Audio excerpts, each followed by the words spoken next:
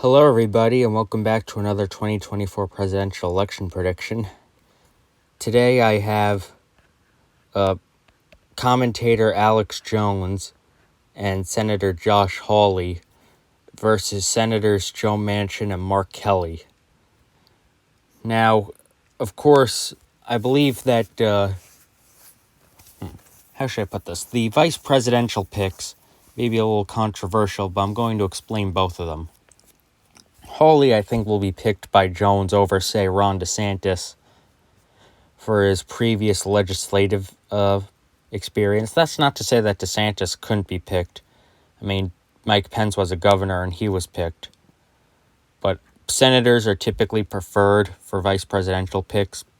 For this reason, they become president of the Senate, so I think that makes a little more sense, at least as of right now. Ron DeSantis is probably a little more well-known with the American public, but I think Josh Hawley, I think that could actually play to Alex Jones' advantage with Josh Hawley because a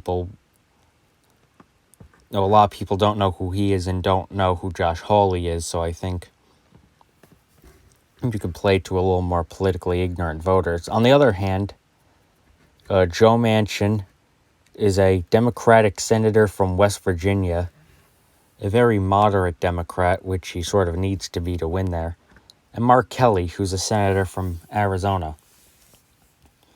I have Kelly as Manchin's pick. This was a hard one for me because I feel like there were many viable options. I thought that maybe he could balance the ticket with a progressive or a woman or something to appeal to more liberal voters. But I figure that considering the opponent he's running against, if Alex Jones seemed to be the front runner early, Manchin could have sat down and thought about it and decided that Kelly was the best choice. Kelly is not really well known amongst the American public. He's a former astronaut, so, I mean, that's cool. And I think that Kelly could help out Manchin in a pretty swing state. And I think despite Manchin's Democrat conservatism, one of really the last of his kind, he still carries the traditional liberal states due to the extreme nature of Alex Jones. People in these states may not view either candidate as outright desirable, but, those who will know who Alex Jones is will likely not like him, definitely not like him on the liberal side. Arizona, I'm going to actually be putting as likely Dem due to the fact that it's one of their senators here. He'll definitely appeal to Arizonan voters. And once again, Alex Jones, I don't believe will win back suburban women that Trump lost. And I think Hawley probably doesn't compliment in that regard. He's a compliment to very pro-Trump voters, but to moderates and swing voters, he probably won't. I think that the safe Republican states, actually I'm going to have Montana and the Dakotas as likely this time. These states are pretty red on the presidential level, but do have Democratic histories and even a Democratic president right now with John Tester in Montana, which I actually considered him as being a potential running mate for Manchin in this election. Kansas is probably likely to. Oklahoma being safe. Most of the deep south is safe. Mississippi I'm actually having is likely due to maybe a growing African-American presence on the voter rolls. I think that Kentucky and Tennessee both go to the ticket. I'm making a mess here, but hold up, I gotta go fix this. This is very annoying to record on a phone. But I do see Joe Manchin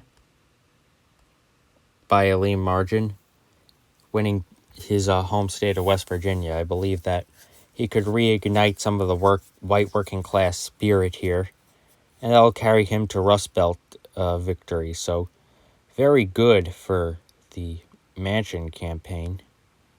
Minnesota, I believe that he'll win quite easily. Probably won't even have to campaign here much. Alex Jones' home state of Texas will be flipping blue finally. I believe that Alex Jones, being a known extremist rather than Donald Trump, will push the Democrats slightly above the edge here. I think Nevada, too, be likely. Only leaned for Alaska this time. I believe that growing presence in Anchorage could help the campaign.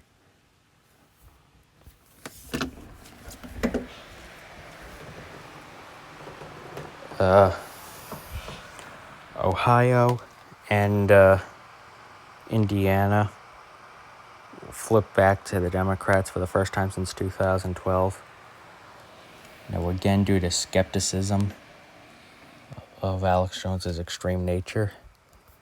And even Indiana and Missouri, I believe, will be competitive.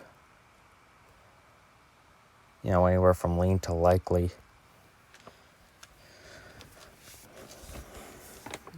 Georgian voters will definitely return to the Democrats. Joe Manchin may appeal to actually some of traditional conservatives in these areas, being more pro-choice and more pro-choice Second Amendment than most Democrats, which pushes him over the edge in NC and even Florida. Once again, pretty good for the Manchin-Kelly campaign.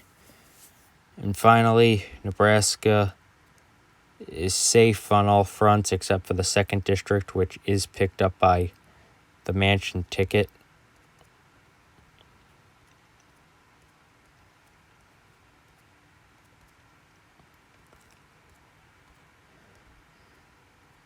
Maine is the same as usual, except Manchin does appeal to the rural areas upstate, which is why he carries those, and New Hampshire with a blend of traditional conservatives and its liberal majority already. So this is over 400 electoral votes for Joe Manchin and Mark Kelly here. Joe Manchin becomes president, one of the older presidents. I think he'll be 77 at the time of this election. Kelly becomes the first former astronaut to be vice president, so that's always nice. Sensible Absurdity signing out. Wow, this was a landslide.